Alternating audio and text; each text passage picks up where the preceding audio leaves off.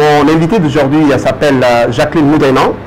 Nous allons l'accueillir et on aura beaucoup de choses à débattre ensemble.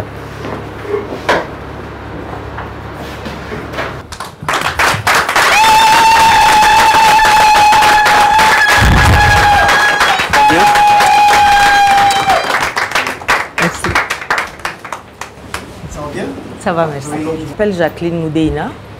Je suis avocate au barreau du Tchad et je suis présidente de l'association tchadienne pour la promotion et la défense des droits de l'homme, ATPDH. Et votre parcours académique? En fait, je n'ai pas étudié à Djamena, j'ai commencé à Djamena. Et à peine 3 mois, il y a eu une guerre civile en 1979. Ce qui a fait que je me suis retrouvée sans études pendant 5 ans. Et en 1982, j'étais allée en exil au Congo. Et j'en ai profité pour étudier. Et cette fois-ci, j'ai changé. Parce qu'au départ, je faisais l'anglais. Parce que l'anglais au Tchad à l'université de Djamena. Juste 3 mois, parce que je voulais faire interprétariat. Donc, je me préparais pour aller faire cet interprétariat-là. Donc, il fallait commencer par l'anglais. Et finalement, quand je me suis retrouvée 5 ans après au Congo, j'ai décidé de faire droit. J'ai eu une maîtrise en droit privé. Ok, et pourquoi vous avez choisi de faire le droit? J'ai choisi de faire le droit parce que beaucoup de choses, beaucoup de paramètres ont concouru à ce que je change d'abord. La filière que j'avais embrassée dès le départ, compte tenu de ce que nous avons vécu après pendant cette guerre civile et compte tenu aussi de beaucoup de souffrances qu'a enduré le peuple tchadien, je me suis dit il va falloir que je sois utile quelque part. Et être utile, c'est aller certainement embrasser le droit et après me professionnaliser dans cette carrière-là. Et en faisant droit, je pensais constamment à m'inscrire au barreau. Et je crois qu'il y a quelque chose qui m'a vraiment motivée. C'était un procès politique qui s'était tenu à Brazzaville, qui s'est déroulé à Brazzaville. J'ai dû suivre ce procès politique de bout en bout pendant des mois. Et ça m'a motivée, je me suis engagée, j'ai décidé, j'ai dit bon, je m'inscris au barreau. Donc je m'étais inscrite d'abord au barreau du Congo, au barreau de Brazzaville.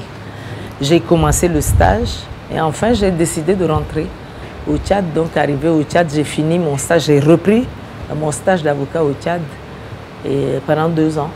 Et maintenant je suis inscrite au grand barreau depuis 1996. Parfait. Mais en tant que femme, je crois que ce n'est pas une carrière facile aussi, surtout une Tchadienne. Est-ce que vous avez été discriminée? Est-ce qu'il y avait des luttes? Est-ce que le combat était facile pour vous en tant que Tchadienne? Ce n'est pas du tout facile parce que d'abord, le Tchad n'est pas un pays d'avocats. On ne sait pas très bien quel est le rôle de l'avocat. Très souvent, on assimile l'avocat au juge. Et ensuite, la première difficulté, c'est celle d'évoluer dans un monde qui se conjugue au masculin, surtout ici au Tchad. Donc, il fallait se battre sur plusieurs plans. Donc, je me bats et contre mes confrères, parce qu'il faut que je m'affirme là. Je me bats contre ceux qui se disent mes clients, parce qu'il faut les convaincre. Et enfin, je me bats contre tout le Tchad parce que ce n'est pas évident et puis ce n'est pas donné à une femme de se mettre devant les hommes et de trop parler. Et pensez-vous qu'un jour, les femmes seront totalement libres comme des hommes? Oui, je crois. Il n'y a pas de raison que les femmes ne se libèrent pas. Et il y a un adage que j'aimais bien au Congo, seule la lutte libère. Donc je crois que pour les femmes qui ont compris et qui se mettent dans la lutte, c'est sûr qu'ils vont se libérer du joug surtout de ces pesanteurs socio-culturelles. Je crois que la femme tchadienne, c'est parce qu'elle n'a pas très bien compris, mais elle doit être la femme la plus gâtée. Vous prenez les Américaines, elles se sont battues pour obtenir le droit de vote. Alors que chez nous, ici, la femme a le droit de voter. Ça, c'est déjà quelque chose. Et on peut travailler autour de ce droit de voter pour pouvoir arriver à faire quelque chose. La femme tchadienne, c'est une femme très intelligente, mais elle se sous-estime. Parce que dès notre jeune âge, on nous fait croire que nous ne valons rien, il n'y a que les garçons. Vous prenez dans un ménage, il y a une fille et un garçon, on prête beaucoup plus attention aux garçons en ce qui concerne ses études et tout, mais la fille, c'est toujours dans la cuisine. Et la fille dans la cuisine, on lui apprend qu'à faire la cuisine, et à la fille, on fait croire que sa place est à la cuisine. Alors, une personne comme celle-là grandit avec cette idée d'être à l'arrière-cour tout le temps, et ça la déstabilise, ça la relègue au second plan tout le temps, et le complexe s'installe. Et il faut se battre pour sortir de ce complexe-là. Et j'espère qu'à la longue, si nous, les grandes sœurs, les mamans, nous n'avons pas compris, je crois que nos filles, nos petits-enfants comprendront mieux et qu'elles se mettront dans la lutte pour se libérer. Donc, est-ce que vous avez vécu personnellement ce moment-là où on ne vous considérait pas trop, on donnait la première place aux garçons dans votre famille? Moi, j'ai eu la chance de ne pas connaître cela parce que je crois que je suis une personne assez exceptionnelle, par la grâce de Dieu. Je n'ai pas eu d'enfance, si vous voulez. J'ai été adulte très tôt. Je crois que c'est de par ma situation. J'ai été orpheline de père et de mère, de bas âge. Et il fallait me battre. Donc, j'ai pas eu vraiment une réelle enfance comme tous les enfants. J'ai été adulte très tôt et je me battais, il n'y avait pas de raison que quelqu'un m'enferme quelque part. Donc j'étais tout le temps en train de me battre dès mon jeune âge. Pour la petite histoire, quand j'étais à l'école primaire, je crois que j'ai eu de l'avance sur les autres enfants qui étaient à la maison. C'est que je suis entrée à l'école très tôt, plus tôt que prévu. Maintenant, au moment de présenter le CEP, le certificat d'études primaires, je l'ai présenté sans problème parce que l'âge ne jouait pas. Mais au moment de présenter le concours d'entrée en 6e, je n'avais pas l'âge de le faire et on m'a dit de ne pas le faire. Bon, j'ai accepté très difficilement, j'ai accepté.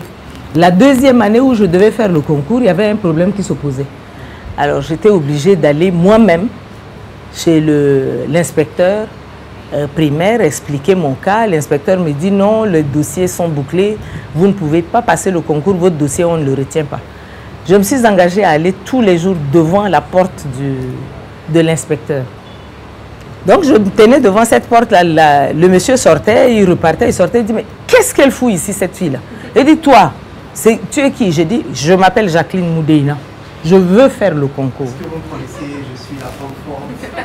J'ai dit je veux faire le concours. Alors vous imaginez un bout de quelque chose comme ça qui parle à un inspecteur, quand même à l'époque, c'était des gens respectables et respectés. Donc ça l'a attiré. Et puis il me dit venez. Je viens et dis votre dossier a été rejeté. J'ai dit non, moi je passe le concours. Alors il me dit gare à vous si vous échouez. Vous allez, je vais tout faire, vous allez passer ce concours, gare à vous si vous échouez. J'ai passé le concours. Alors j'ai exigé de voir mes notes. J'avais la meilleure note pour aller au collège du Sacré-Cœur. Et je suis venue donc au collège du Sacré-Cœur ici à N'Djamena. Donc je crois que la lutte était un peu dans mon sang déjà.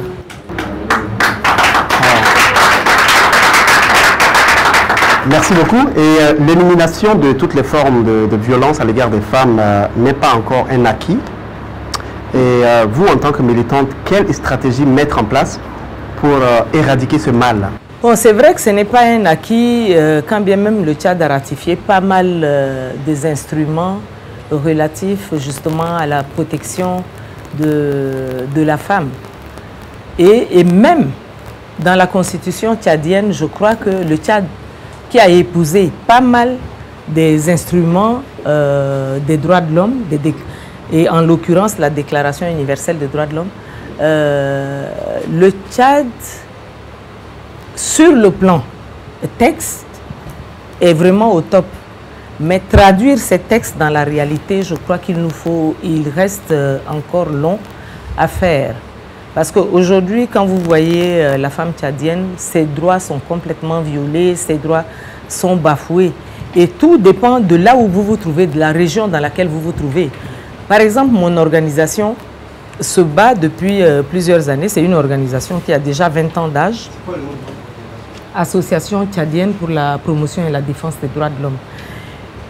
Nous avons des commissions spécialisées. Il y a une commission droits de l'enfant, commission droits de la femme.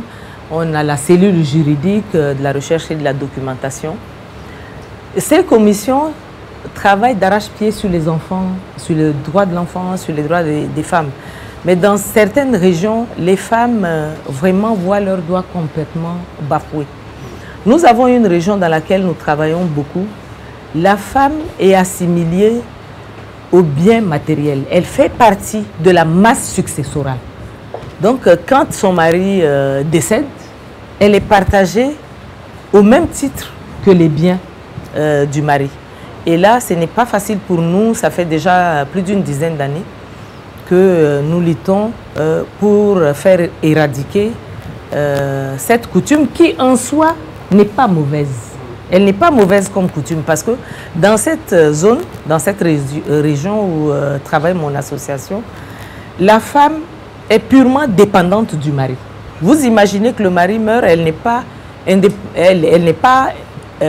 indépendante d'une façon financièrement, elle n'est pas indépendante. Et elle a des enfants. Elle est obligée de se battre pour nourrir ses enfants. Et ça, c'est très difficile parce qu'elle n'a pas accès à la terre. La terre appartient ou appartenait à son mari, à son défunt mari. Donc, cette coutume en soi, elle n'est pas bonne parce que la femme, une fois que le mari décède et qu'elle est donnée au frère du mari, ça assure sa protection et la protection de sa progéniture. Mais, si nous revenons sur le plan évolution des choses, prenons le cas de VIH-Sida. La femme, le mari est mort de VIH-Sida et si la femme est contaminée, alors que dans les ménages, c'est toujours des ménages polygamiques. Alors déjà, vous avez un certain nombre de personnes contaminées sur le premier plan. Elle est épousée par le frère de son mari qui a plusieurs femmes encore. Donc ça veut dire qu'elle a traîné cette maladie dans son second foyer. Et finalement, on se retrouve avec plein d'orphelins. Donc, on dit que cette coutume qui était au départ très bien, est venue, il y a quelque chose d'externe qui vient, qui porte un coup à cette coutume-là. Donc, finalement, nous, on se bat pour que les gens comprennent, pour qu'on abandonne un peu cela. Et aussi, c'est le droit de la femme. La femme n'a pas de... Son consentement n'est pas requis. Alors, si son consentement n'est pas requis, c'est qu'on a violé son droit, par exemple. Il y a aussi la petite fille qu'on amène contre son gré à l'initiation. On lui fait... on excise la fille. Après, c'est des problèmes, à l'âge majeur, c'est des problèmes qui surviennent. Ça aussi, c'est très difficile de faire passer cela. Il y a la petite fille, ça, c'est dans les régions du Nord. Il y a la petite fille qui est mariée contre son gré et précocement. Vous imaginez une petite de 10 ans qu'on a mariée. Et si c'est une fille qui est précoce, elle tombe très rapidement enceinte. Et pour accoucher, c'est des problèmes. Quelquefois, les structures ne s'y prêtent pas et la fille meurt de suite de couche, par exemple. Donc aujourd'hui, la femme tchadienne, c'est la femme qui a encore beaucoup de problèmes. Elle a encore à se battre. Et je crois que l'ennemi de la femme, c'est la femme elle-même.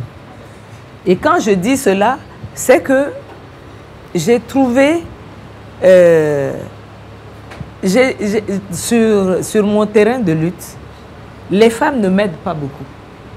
Parce que la femme est toujours en train de critiquer l'autre négativement.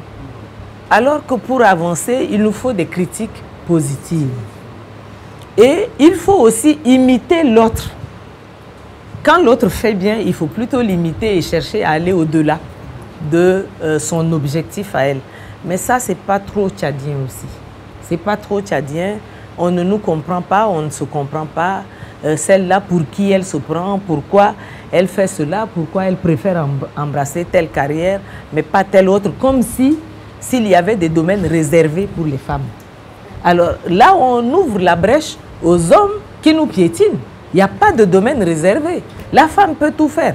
Et moi, j'ai toujours dit aux gens, j'ai dit, je ne suis pas féministe. Et moi, je ne me bats pas pour l'égalité des sexes. Parce que je connais ma place. Je sais que la femme, elle est cette personne qui a contribué à créer l'humanité. Dieu a choisi la femme et le ventre de la femme pour créer l'humanité. Alors, on a une grande place. Mais ça, je crois que les femmes se sous-estiment. Et elles ont tort de se sous-estimer. Parce que si Dieu nous utilise pour créer l'humanité, c'est que nous sommes au-dessus de l'homme. On n'a pas à revendiquer. Et je crois aussi que quelque part, dans un ménage, c'est toujours l'homme qui dit « je suis le chef ». Mais quand quelqu'un dit qu'il est le chef, c'est qu'il sait qu'il y a quelque chose qui ne marche pas. C'est qu'il ne l'est pas et il faut revendiquer. Nous, on n'a pas à revendiquer. On s'affirme. La femme, elle s'affirme. Par tout ce qu'elle fait, elle n'a pas à revendiquer sa place. Donc, je ne suis pas vraiment féministe. Moi, je dis, la femme, elle est complémentaire de l'homme. Mais je ne m'en vais pas chercher, je veux l'égalité, je veux ceci. Je ne m'en vais pas chercher cela, mais je me bats pour qu'on reconnaisse mon mérite. Et je me bats aussi pour qu'on reconnaisse ma place qu'on ne veut pas me donner. Je suis sûre qu'on sait que c'est ça ma place, on ne veut pas me la donner, donc je me bats en tant que femme je vais à la conquête de ma place. Et moi, je pense que c'est cela, quoi. Au lieu de chercher plutôt à dire tout le temps, oui, mais c'est l'égalité, je crois que ça n'avance pas beaucoup. Mais quand on parle de l'égalité de sexe, est-ce que c'est pas pour dire plus le droit, la femme a le même droit que l'homme? Oui, je crois que c'est ce qu'on veut dire le plus. Ouais. Ben, pour ceux qui revendiquent, qui disent nous sommes égaux, il y a une façon de revendiquer sa place. Il y en a qui pensent que être égal à l'homme, c'est faire tout ce que l'homme fait. Mais être égal à l'homme, je peux tout faire sans pour autant chercher à être homme. Je reste à ma place. Je suis femme, je reste à ma place. Et moi, je trouve qu'on fait mieux que les hommes. À chaque fois qu'il y a des justiciables qui viennent, par exemple, chercher à constituer des avocats, je les conseille d'aller toujours vers les femmes. Parce que la femme, elle est cette personne qui scrute tout ce qu'elle a devant elle.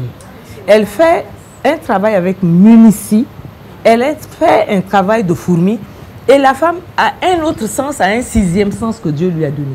Et ça nous aide beaucoup, que ça soit dans un ménage, que ça soit dans nos vies professionnelles, que ça n'importe où, notre sixième sens nous aide beaucoup. Mais l'homme, imbu de sa personnalité, ne cherche pas à voir des petits détails. Et ça aussi, c'est un tort. Quand on ne cherche pas à voir des petits détails, on brûle les étapes, très souvent on échoue. Les petits détails font partie d'un travail qu'on fait. Et il n'y a que la femme pour voir les petits détails. Dans une de mes émissions, j'avais un invité qui disait que nos mamans, quand on leur donnait entre-temps 1000 francs pour aller faire le marché, elles ont le temps d'aller dans les détails. Des choses à 10 francs, à 25 francs. Donc, finalement, c'est un don que vous avez. Et vous avez transposé ce don-là dans vos travail, dans le ministère. Donc, oui, c'est très apprécié. Mais vous, personnellement, est-ce que vous êtes une femme soumise? Soumise, je ne pense pas. Parce que je ne sais pas à quoi je dois être soumise. Parce qu'on parle de la soumission. Bon, le Tchad, il y a deux religions. Ici, on parle du christianisme et puis l'islam. Alors, dans ces deux religions, on met plus la pression sur la soumission de la femme. Alors, est-ce que vous êtes chrétienne ou vous êtes musulmane? Je suis chrétienne et tout là aussi, c'est l'invention de l'homme. C'est le respect qu'on doit à l'autre. Ce n'est pas la soumission, c'est le respect et le respect doit être mutuel. Et quand il y a le respect, il y a quelque chose qui est très fort, c'est d'abord l'amour. Quand il y a de l'amour quelque part, forcément, le respect s'impose. Donc, on n'a pas besoin d'être soumis, on n'a pas besoin de soumettre l'autre à sa volonté. Il suffit d'aimer l'autre, il suffit de respecter l'autre. simplement. C'est le respect qu'il faut.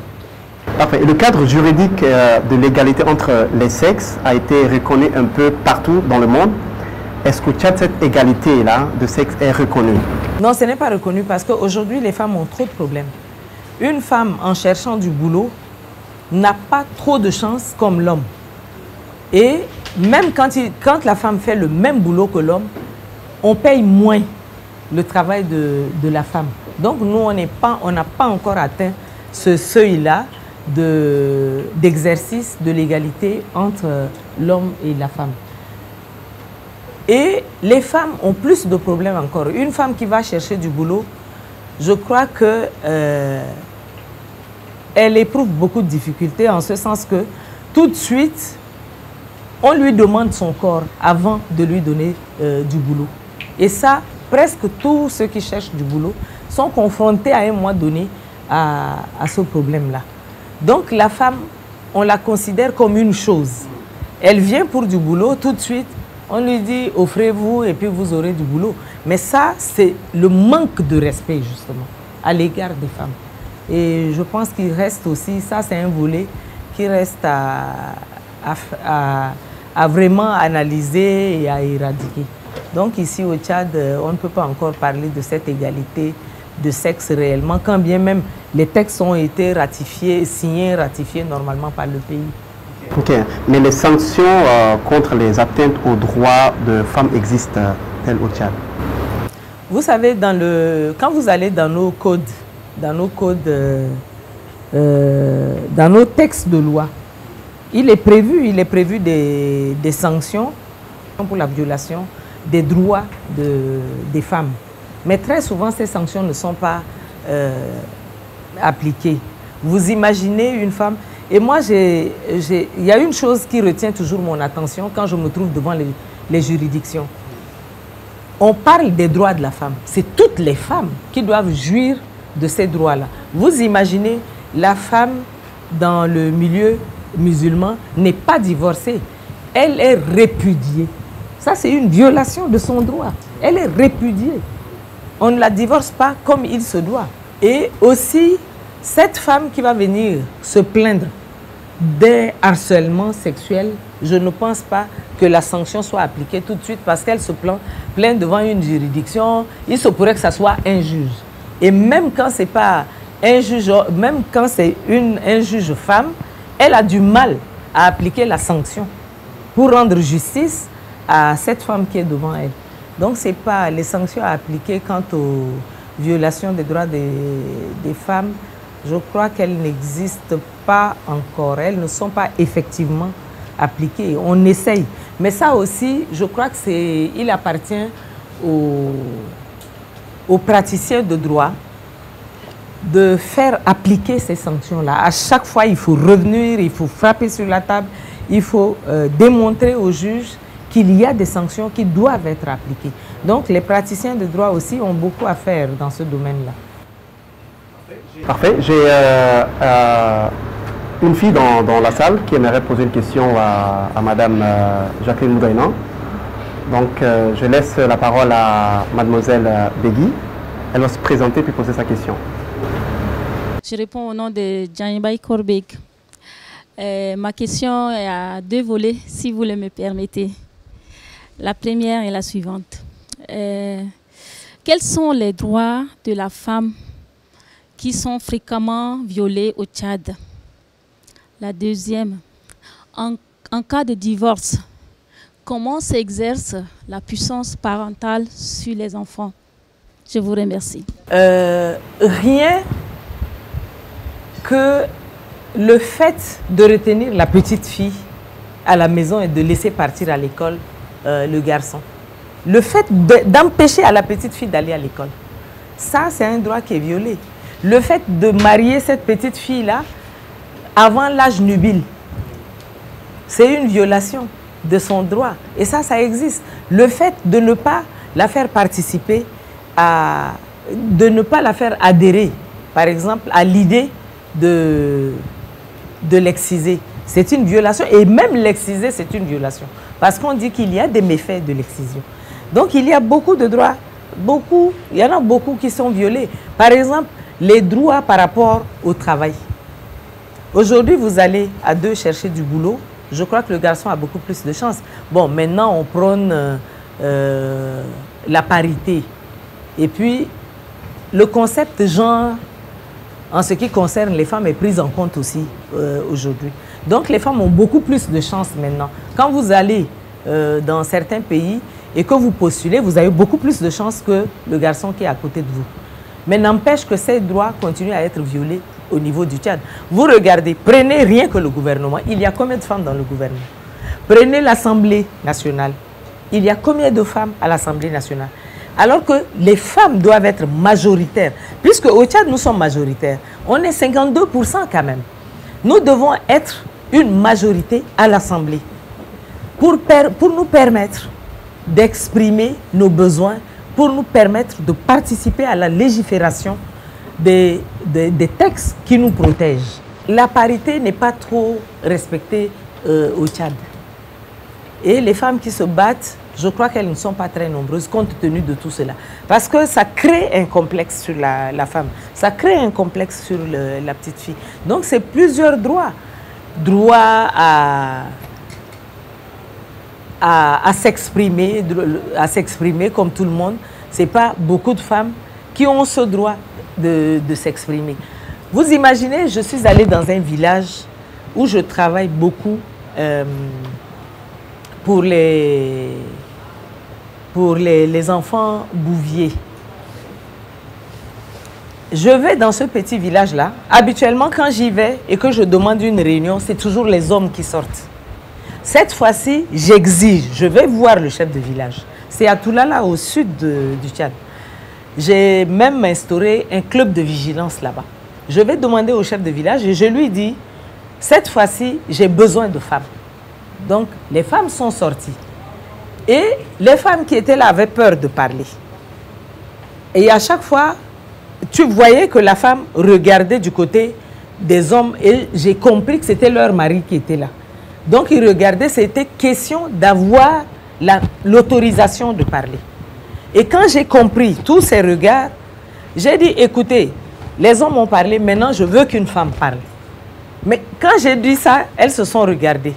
Et il y a une qui a eu le courage de se lever. Quand elle a parlé, c'est au moins 10 femmes qui ont parlé. Ça, on a bafoué leurs droits. Donc, elles n'ont même pas le droit d'expression, de s'exprimer librement. On a confisqué un droit qui leur appartient. Il n'y a pas de droits qui sont réservés aux hommes et ceux qui sont réservés aux femmes. C'est les mêmes droits que nous avons. Les mêmes droits. Donc, il n'y a pas de droits réservés aux femmes. Nous avons les mêmes droits, sauf que nos droits, nous, sont bafoués, ne sont pas reconnus par ces hommes. Parce que la loi est faite par les hommes. Mais aujourd'hui, moi, j'encourage les femmes. Je dis, venez, allez à l'Assemblée, faites de la politique. Allez à l'Assemblée, vous qui savez faire de la politique, envisagez d'être député. Allez là-bas, ça nous rassure, c'est une garantie pour nous, pour avoir des gens qui légifèrent, pour protéger nos droits. J'encourage les femmes à faire ça. J'encourage les femmes à revendiquer leurs droits partout. Parce que nous avons les mêmes droits et c'est les mêmes. On a dit que nous sommes nés libres et égaux. On n'a pas dit que les femmes sont nées avec 100 droits et que les hommes sont nés avec 10 000 droits. Non. Bon, pour ce qui est de l'exercice parental, vous avez le code civil qui règle cela. Quand vous allez devant le maire parle du chef de la famille, du chef de famille, qui est le père. Mais le maire parle également de la femme qui doit s'impliquer dans la gestion du ménage. Et s'impliquer dans la gestion du ménage, c'est quoi? C'est éduquer les enfants, c'est participer à ce ménage-là activement. C'est la femme qui éduque l'enfant. Le père, quelquefois, ne sait pas très bien ce que fait l'enfant. La mère connaît son enfant au plus profond. Toutes les réactions de l'enfant, c'est la mère qui connaît. Parce que c'est cette personne-là qui passe plus de temps avec l'enfant. Quand vous prenez un enfant qui naît, c'est toujours sur la poitrine de la mère. L'enfant prend l'odeur de la mère, connaît l'odeur de la mère, mais pas toujours le papa. Le papa, il vient, c'est pour donner que des ordres. Donc moi, C'est pas très sûr. C'est pas très sûr. Il l'appelle papa parce qu'il a envie d'un papa. Mais je crois que c'est la maman. C'est la maman qui est cette personne qui est constamment avec l'enfant. Et cette personne qui sait, qui étudie la réaction toutes les réactions de son enfant. La maman est capable de prévoir une réaction que produirait un enfant alors que le père, il faut réfléchir un peu. Et le code civil qui régit le mariage vous dit qu'en cas d'incapacité d'un conjoint, l'autre exerce la vie familiale. Donc, il se pourrait que ce soit l'homme qui soit frappé d'incapacité. Tout comme la femme peut être frappée d'incapacité. Mais chez nous, quand l'homme est frappé d'incapacité et que la femme doit exercer l'autorité parentale, on veut absolument lui retirer cela. Mais ici, on ne sait pas trop bien aussi, ce n'est pas assez vulgarisé. Alors, quand on dit contrat de mariage, les gens pensent au mariage, alors que le contrat de mariage, c'est différent du mariage. Le contrat de mariage règle, tout règle le mariage et ce qui suit, ce qui tombe, les retombées du mariage. Donc, le contrat de mariage, là, permet d'adopter une forme de mariage que vous contractez. Ça peut être, vous contractez un mariage sur la forme de bien commun. C'est ça le contrat de mariage. Ou alors de biens séparés. Quand vous avez un contrat de mariage, une fois que le mariage se dissout, que ce soit par la mort ou par le divorce, c'est réglé. Et les textes vous règlent ça. Mais c'est un peu difficile chez nous. Je crois qu'il y a très peu de gens qui concluent les contrats de mariage avant leur mariage.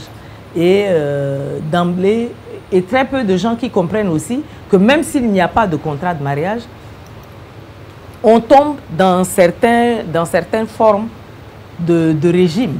Ça peut être le régime de communauté de biens ou alors le régime de communauté de biens acquises lors de biens acquis lors de votre mariage. Tout ça, c'est assez difficile quand même pour nous au Tchad parce qu'on ne suit pas tellement ces choses. Je crois qu'on se contente d'aller se marier et puis bon, une fois qu'il y a le divorce, tous les problèmes interviennent. Et c'est compte tenu aussi quelquefois du poids des religions sur nous. Aujourd'hui, je vous parle de code de famille qui tarde à voir le jour. C'est justement parce que les religieux ne s'entendent pas sur certaines choses. On ne voit pas sous un même angle certains aspects du mariage, par exemple. Le divorce ou alors la gestion de la succession et tout ça. Je crois que les chrétiens et les musulmans ne s'accordent pas sur cela.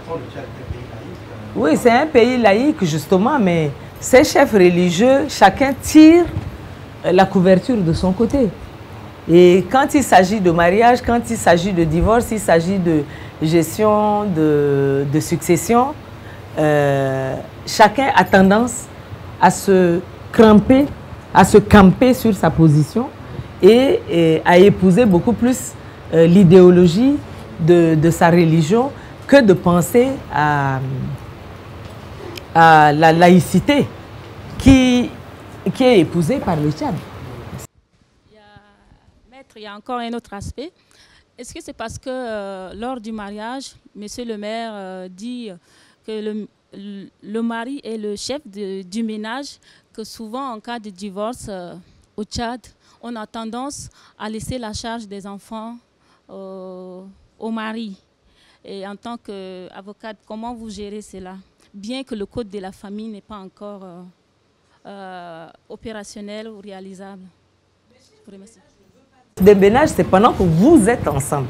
Mais quand vous êtes séparés, je crois qu'il y a des textes qui régissent votre séparation, qui régissent le mariage et qui régissent également les conséquences qui découlent, et soit du mariage lui-même, soit du divorce qui intervient à un moment donné de votre vie. Mais je crois que c'est une pratique simplement. Les hommes ont tendance, c'est pour ça que je dis, il va falloir que les femmes se battent. Parce que ça, ce ne sont pas des choses qui sont prévues quelque part par un texte. C'est l'homme qui s'arroge cette priorité-là. C'est l'homme qui s'arroge cette paternité-là. Ce sont mes enfants, tu me les laisses et tu t'en vas. Alors que normalement, non. Normalement, non. Il y a des textes qui régissent le divorce, qui régissent l'après-mariage.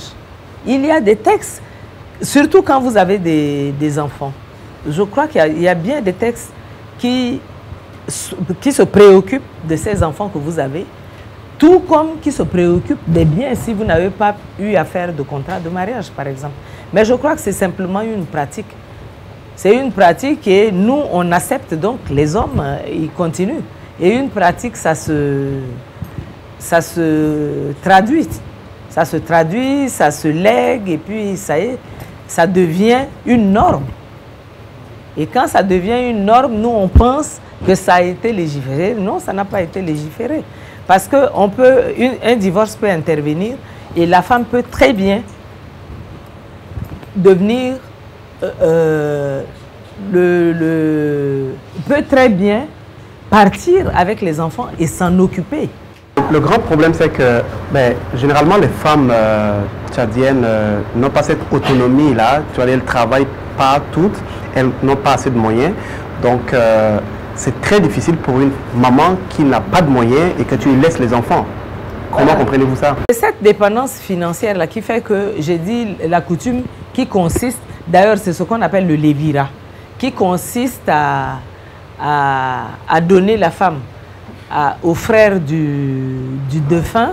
Voilà. C'est en ça que j'ai dit cette coutume, elle n'est pas mauvaise en soi. Parce qu'elle protège la femme.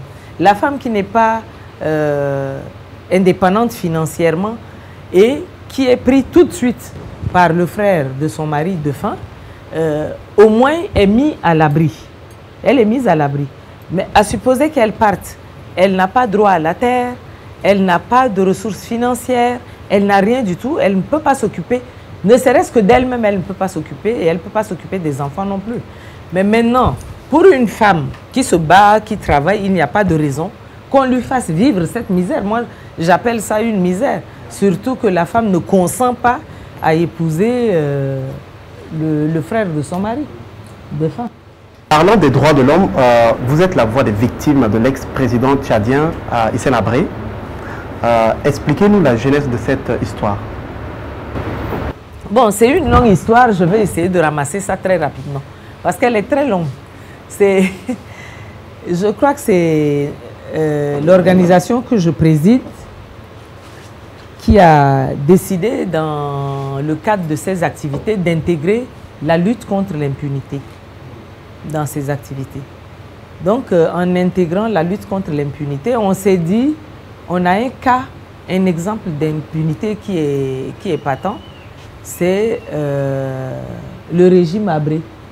C'est-à-dire, tout ce régime-là jouit d'une impunité, en commençant par Habré lui-même et tous ses sbires. Donc, on s'est concerté avec d'autres organisations et on a décidé de porter plainte contre Habré. Et comme il vit au Sénégal, et que le Sénégal est le premier pays africain qui a ratifié la Convention contre la torture, il fallait utiliser cette convention ratifiée par le Sénégal comme base légale. Et voilà, c'est le premier pays africain. Je crois l'Afrique francophone, hein, le premier pays d'Afrique francophone, pas anglophone, mais l'Afrique francophone a ratifié la Convention contre la torture. Donc nous, on est allé, donc, on s'est préparé pendant 2 ans à collecter des informations, à travailler. On a retrouvé sur notre parcours des victimes qui étaient déjà organisées en association, mais une association qui ne fonctionnait pas.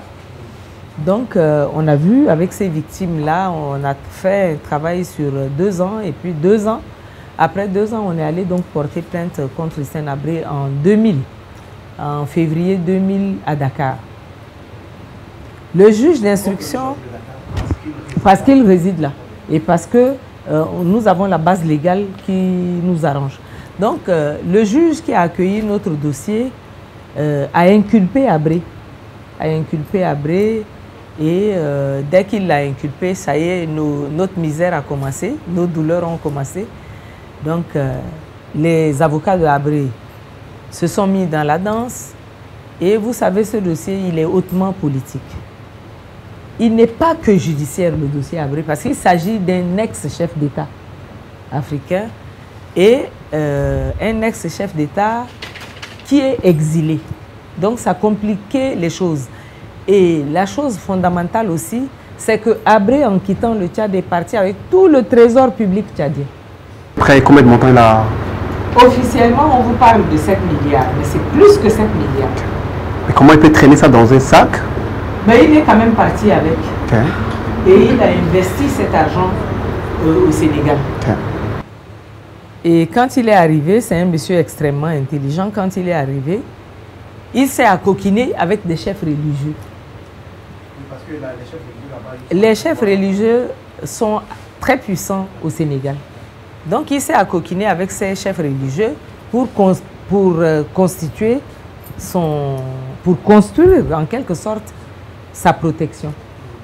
Donc dès qu'on a porté plainte, les pressions venaient de partout. Les pressions venaient des chefs religieux, les pressions venaient de ce que j'appelle le syndicat des chefs d'État africains, les pressions venaient des clubs de soutien de Hissène Habré. Donc ça a été très très difficile.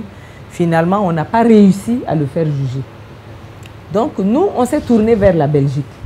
Et vers la Belgique, c'est en vertu de sa loi sur la compétence universelle. Nous sommes allés en Belgique, nous avons porté plainte en Belgique. La Belgique accepte de juger Habré. Donc il y a eu un magistrat instructeur belge qui a effectué une commission rogatoire ici au Tchad pour mener des investigations en plus de ce que nous, on a confectionné comme dossier, et un dossier bien solide d'ailleurs avec des preuves vraiment irréfutables. Ce magistrat a travaillé sur notre dossier pendant 4 ans. Après 4 ans, il inculpe Habré des 3 grands crimes, c'est-à-dire crimes de génocide, crimes contre l'humanité, crimes de guerre. Et il lance un mandat d'arrêt international contre Habré. La Belgique, en tant que pays, demande l'extradition de Habré pour qu'il soit jugé là-bas. Et ça aussi, ça a été la croix et la bannière. Parce qu'on a dû tourner, on nous a fait tourner en rond, et c'était l'époque du président Wade. On nous a fait tourner en rond, finalement. Le Sénégal refuse d'extrader Habré. Et Wade sort notre dossier de son cadre légal, il en fait une affaire africaine. Il dit, cette affaire, elle est africaine, je l'envoie à l'Union africaine. Donc notre dossier se trouve sur la table de l'Union africaine, qui n'est pas une juridiction, l'Union africaine. C'est une organisation sous-régionale, ce n'est pas une juridiction. Donc l'Union africaine était même embêtée. Finalement, qu'est-ce qui s'est passé? L'Union africaine crée un comité de juristes, d'éminents juristes, et demande à ce comité-là d'explorer des options pour juger Hissène Habré, mais en privilégiant le terrain africain. Parce qu'à l'époque, c'était le président Sassou qui était à la présidence de l'Union africaine. Et il a dit, il n'est pas question qu'un chef d'État africain soit jugé par les petits blancs. Donc, finalement, en étudiant, en explorant les options pour juger Habré, les juristes ont demandé qu'Habré soit jugé au Sénégal. Donc, l'Union africaine donne mandat au Sénégal pour juger Hissène Habré au nom de l'Afrique. Donc, cette fois-ci, nous revenons au Sénégal. On revient au Sénégal. Wade nous a fait tourner en rond pendant, je crois que c'est en 2006. Donc, il nous a fait tourner en rond jusqu'à sa sortie. Vous avez fait face à Wade? Oui, tout le long de cette procédure, je crois que j'ai été reçu 3 fois par Wade. Donc le discours et l'acte, c'était 2 choses bien différentes. Et maintenant, Wade non seulement refuse que Habré soit jugé là-bas, mais il avait menacé à un moment donné de l'envoyer au Tchad. Donc il ne l'a pas envoyé au Tchad. Et finalement, Habré n'a pas été jugé, et il a fallu l'arrivée de Macky Sall pour que Macky Sall décide Moi, j'ai dit que ça, c'est un aliment. Il s'est allié à nous. Et il a épousé notre logique de lutte contre l'impunité. Donc, il a accepté que l'Union africaine et le Sénégal concluent un accord et créent maintenant des chambres africaines extraordinaires pour juger Hissène Habré. Donc maintenant, ce sont les chambres africaines extraordinaires qui se sont mis au travail. Vous avez appris il y a quelques jours que Hissène Habré a été arrêté, écroué à la Dantec, au pavillon de la Dantec. Donc c'est le commencement de la nouvelle procédure. Maintenant, il nous appartient d'aller à Dakar, porter de nouveaux plaintes et nous constituer partie civile pour permettre aux juges d'instruction de faire un travail d'investigation et nous envoyer certainement devant les juridictions de jugement. Il faut encore porter plainte. Oui, nous allons repartir porter plainte parce que devant les chambres africaines extraordinaires, c'est encore une nouvelle procédure. Donc, bon, mais chez nous, pour nous, ça ne pose pas problème parce que nous avons nos plaintes depuis 2000, 2007. Il suffit de réactualiser, de tout réactualiser et de repartir maintenant, saisir les chambres africaines extraordinaires. Cette fois-ci, vous croyez que Hissène Habré serait vraiment, véritablement jugé? On est arrivé à un point de non-retour. Pour des gens qui disent qu'Habré ne sera pas jugé, je crois qu'ils se leurrent un peu. On est arrivé à un point de non-retour. Il va être jugé, quel que soit X. Ah, parfait. La journée de demain serait, la date serait le 6. La journée de demain, en fait, serait décrétée comme journée fériée, chômée et payée par le gouvernement tchadien. Comment vous appréciez cela? Bon, il est temps que le gouvernement tchadien réagisse. Parce que ça fait quand même 13 ans que nous appelons le gouvernement tchadien à s'impliquer dans la procédure. On a appelé de toutes nos forces. Le gouvernement tchadien n'a pas fait grand-chose pendant tout ce temps. Il a fallu 2011 pour qu'il pose un premier acte, c'était de demander de s'allier aux victimes pour soutenir la demande d'extradition de Habré. Bon, maintenant qu'il n'est pas question d'extrader Habré, il faut le juger au Sénégal. Le Tchad a fait un effort de contribuer à l'organisation du procès avec 2 milliards de francs CFA. Donc, ils ont donné 2 milliards au Sénégal pour contribuer à l'organisation du procès. Donc, maintenant, si le Tchad appelle à une manifestation, c'est qu'il voit maintenant la chose prendre corps. Il est temps qu'il le fasse, quand bien même il y en a qui cherchent, je ne sais pas, à travers ce dossier, à faire de la récupération, ce qui est complètement nul, parce que je ne vois pas pourquoi on doit faire de la récupération. Hissène Habré a fait souffrir les Tchadiens, du nord au sud, de l'est à l'ouest. Et aujourd'hui, ça doit être l'affaire de tous les Tchadiens. C'est tous les Tchadiens qui doivent manifester leur joie. Vous imaginez Habré qui était Dieu sur terre dans ce pays pendant 8 ans. Le fait de prononcer son nom vous envoie dans les géoles pour que vous souffriez ou vous n'en sortez pas. Et si aujourd'hui, ce type qui a fait souffrir les gens dans les géoles est lui-même écroué dans une géole, je crois que ça doit être la grande joie des Tchadiens. Hein. Donc ce n'est que normal que les Tchadiens manifestent leur joie demain, que les Tchadiens mettent vraiment leur joie parce que Habré va être jugé, parce que justice va être rendue aux victimes. Parce que quelque part, des gens qui ont souffert, qui ont perdu, qui ont tout perdu, vont recouvrer leur dignité d'homme. Parce qu'aujourd'hui, il y a beaucoup de victimes qui rasent les murs. Parce qu'ils se croient qu'ils ne sont plus des hommes. Ou ils se croient des sous-hommes. Alors, une fois qu'Habré va être jugé, ces personnes-là vont recouvrer leur dignité. Ces personnes-là vont se croire maintenant des êtres humains. Donc, ça doit être la joie à travers tout le Tchad. Ce n'est pas seulement à N'Djamena. Et ça, j'exhorte vraiment les Tchadiens pour qu'ils s'impliquent, que les Tchadiens, ceux qui connaissent même ce qui se passe, ce qui s'était passé sous Habré, qu'ils sortent et qu'ils parlent. Il n'y a pas de raison de se réserver maintenant. On parle aussi autour d'Hissène Habré de Septembre Noir. Je crois que c'est en 1984. Beaucoup peut-être ne reconnaissent encore pas ça.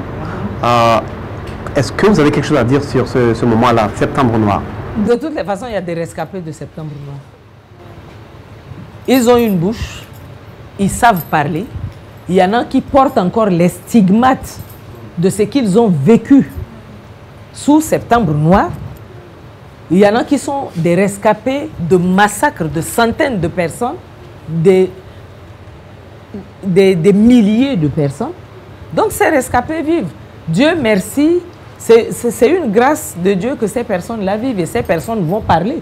Puisque le statut des chambres africaines extraordinaires est très clair sur la période qui est prise en compte. C'est de 82 à 90. Mais 84 est dans cette période-là. On ne va pas enjamber 82, 84. Et on ne va pas ignorer les victimes de 84. On ne va pas ignorer ce Septembre Noir qui ressort clairement, qui ressort noir sur blanc dans le rapport d'enquête qui a été ordonné par le gouvernement tchadien. Le gouvernement tchadien a ordonné une enquête qui a été menée par un éminent juriste, Maître Mamata San Abakar, qui est aujourd'hui avocat, mais à l'époque, il était juge. Il était président de cette enquête-là. Ce rapport d'enquête est disponible partout. Même moi, je peux photocopier et vous donner. Et dans ce rapport d'enquête, il est écrit clairement Septembre Noir et décrit tout ce qui s'est passé pendant Septembre Noir. Donc, il n'y a pas de raison qu'on ignore Septembre Noir. Donc, le Septembre Noir, c'est pour que ce soit clair pour tout le monde, ça s'est passé au sud du Tchad. Okay. Il y a des villages entiers qui ont été rasés, qui ont été brûlés. Il s'est trouvé que des gens se trouvaient à l'église le dimanche et qu'on les ait brûlés dans cette église. Il se trouvait qu'on ait aligné des personnes, des centaines de personnes, qu'on tirait sur eux et que des rescapés de ces massacres existent. Donc Septembre Noir, je crois que ça fait partie du rapport d'enquête. On ne peut pas ignorer. Et ce rapport d'enquête a été ordonné par le gouvernement et diligenté par ce juriste-là. Ce rapport, il est là, il est disponible. Mais juger Hissène-Habré seul, est-ce que vous pensez que c'est logique? Parce que je crois qu'il y a un cortège qui est tout derrière ça. C'est un régime qu'il faut juger. Ce n'est pas une personne.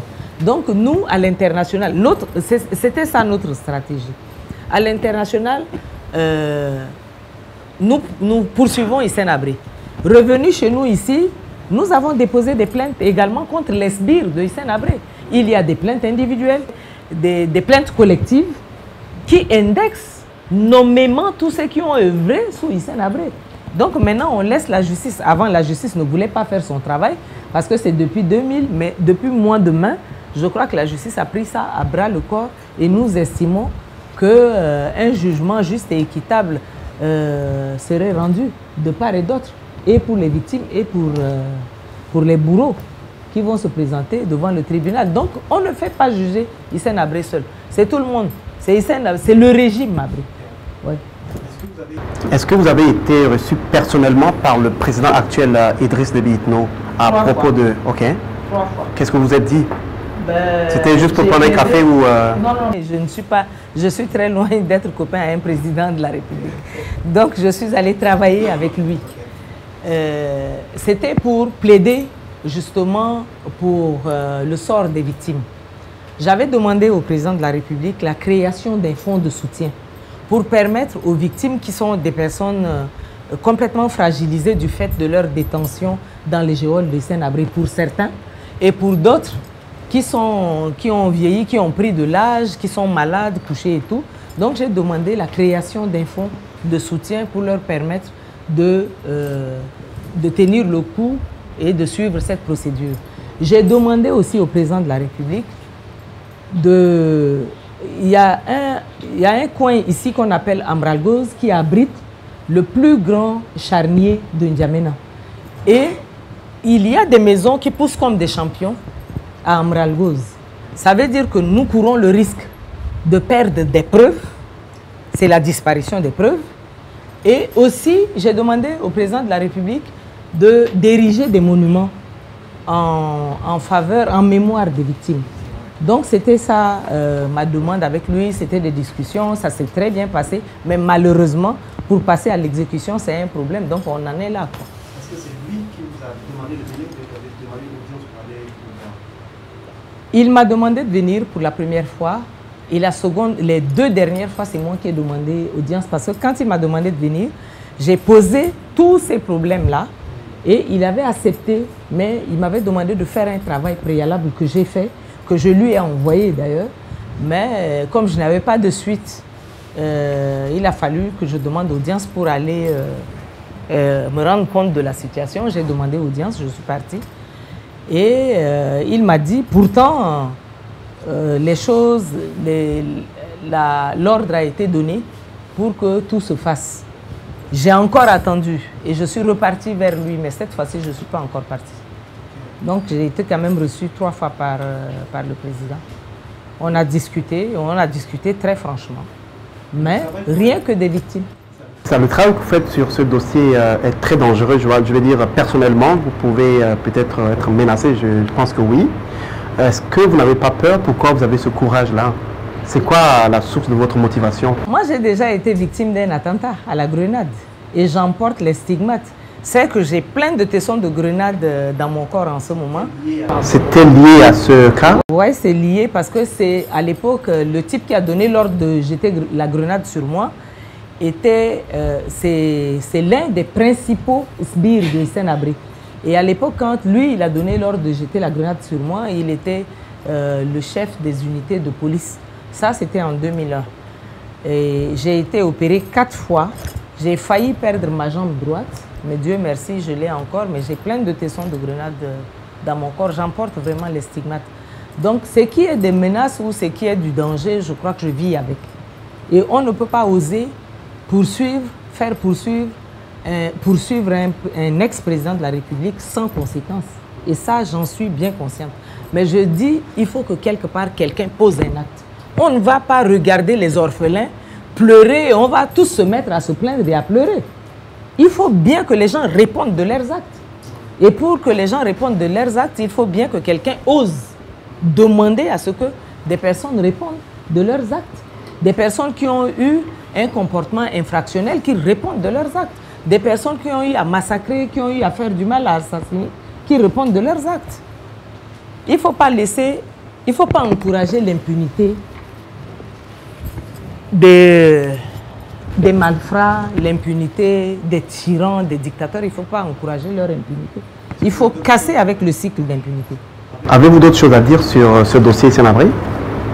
Bon, le dossier de Hissène Habré, tout ce que je pourrais dire, c'est je m'adresserai beaucoup plus aux victimes. Nous avons traîné pendant des années. Et maintenant, je suis sûre qu'on va voir le bout du tunnel. Donc, il nous faut encore un peu de patience. Et pour ceux qui ont encore peur, ils n'ont qu'à venir et s'enregistrer comme on est en train de le faire. On fait un recensement et dire ce qu'ils savent de la période Habré. Ça aide à la manifestation de la vérité. Parlez-nous brièvement du prix Nobel alternatif que vous avez reçu. Bon, j'ai eu le prix Nobel alternatif en 2011. C'est un prix qui est décerné pour le courage des organisations ou des personnes qui prennent à bras le corps un problème des droits de l'homme. Donc, pendant 2 ans, sans que je le sache, j'ai été suivie dans le travail que je fais. Donc, c'est Right Livelihood, l'organisation qui m'a décerné ce prix, m'a fait suivre pendant 2 ans. Et ensuite, ils ne se sont rapprochés de moi qu'à la 3e année. La 3e année, c'était pour me demander pourquoi je faisais ça, pourquoi j'aimais défendre les droits de l'homme et quelle a été ma motivation et pourquoi je ne cède pas à la panique, je ne cède pas à la peur et tout. Bon, après, je ne sais pas comment, ils ont statué et ce prix m'a été décerné donc à Stockholm en novembre 2011. Donc, je crois que c'est le plus grand prix des défenseurs des droits de l'homme. C'est la première personnalité tchadienne à recevoir ce prix.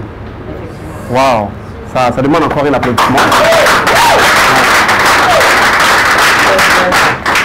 Votre dernier mot dans cette émission, madame? Bon, moi, je vous remercie très sincèrement et du fond du cœur.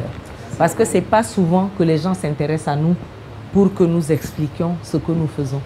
Et c'est en expliquant ce que nous faisons que les gens peuvent adhérer ou pas, que les gens peuvent comprendre toutes les difficultés dans lesquelles baignent soit les femmes, soit les enfants, soit des victimes de violations des droits de l'homme. Donc c'est vraiment un remerciement du fond de mon cœur et que Dieu vous bénisse. Merci beaucoup à Maître Jacqueline Denon. Merci aux téléspectateurs. Merci à tout le monde et à la prochaine.